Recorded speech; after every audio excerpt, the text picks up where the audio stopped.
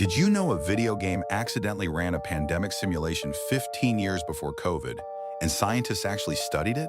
In September 2005, World of Warcraft released a new dungeon boss named Hakar. He had an ability called Corrupted Blood. It drained health. It spread to nearby players. It was only supposed to exist inside that dungeon, but it escaped. Through a glitch involving hunter pets, the infection teleported into the open world. Within hours, cities like Ironforge were filled with corpses. High-level players dropped in seconds. Lower-level players died almost instantly. The servers looked like ghost towns stacked with bodies. What happened next is the part that stuck with scientists. Some players ran away. Some ran toward the infected just to see it. Healers tried to set up quarantine zones. A small group of players intentionally spread it on purpose. Real human behavior inside a fantasy game in 2005. Researchers at the CDC later published papers using this event as a model for studying how real diseases spread through populations. The data was sitting in Blizzard's servers the whole time, waiting. Did you know Earthbound punishes pirates so brutally that some players called it genuinely evil? Most games just lock you out with an error screen. Nintendo did something far more calculated with Earthbound. When the game detected a pirated cartridge, it didn't stop you. It let you keep playing. It wanted you to keep playing. Enemy encounters started multiplying. Every few steps, another fight. Progress slowed to a crawl. The game felt wrong, but you couldn't quite explain why. So you pushed through. You spent dozens of hours grinding, exploring, caring about these characters. Then you reached Gigas, the final boss. The moment you had worked toward the entire game, the screen froze. And then Earthbound deleted every single save file on the cartridge. Gone. All of it.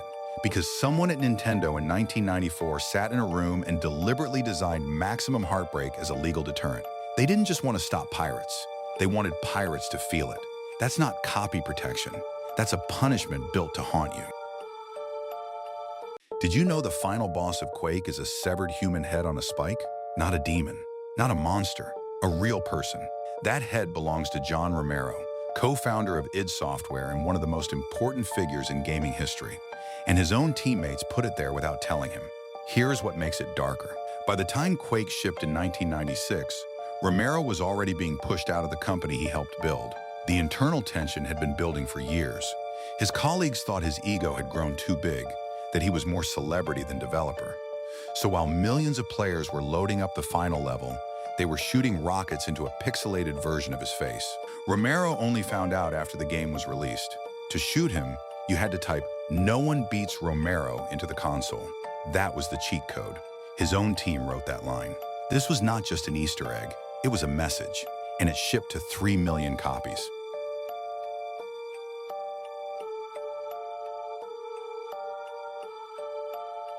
Did you know the darkest game Nintendo ever made was basically one man's grief journal?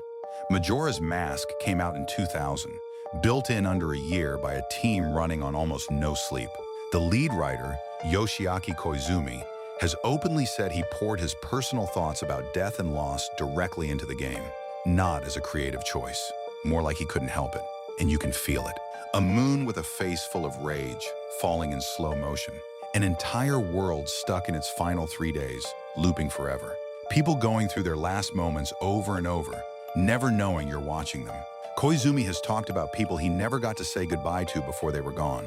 That weight lives inside this game. The man who couldn't save everyone in real life built a world where you try to save everyone, and you still can't save them all. Nintendo released it as a Zelda sequel, but it reads more like something someone needed to survive making.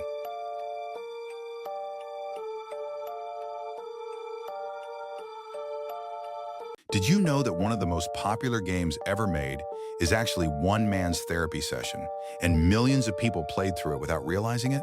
The Binding of Isaac looks like a weird cartoon. A crying boy fights monsters in a basement. Gross enemies, random items, dark humor. People called it addictive. They called it fun. But Edmund McMillen, the creator, has talked openly about what the game actually is. Every floor is his childhood home. Every monster is something he feared growing up inside a deeply religious household where he felt trapped, judged, and alone. The item names are not random. The endings are not just game design. Even the final boss maps directly onto something real he lived through. He built a confessional out of code and called it a roguelike. The uncomfortable part is not that the game is dark. It is that it works so well as entertainment precisely because the pain underneath it is genuine. You were not just playing a game. You were walking around inside someone's wounds, and you probably had a great time.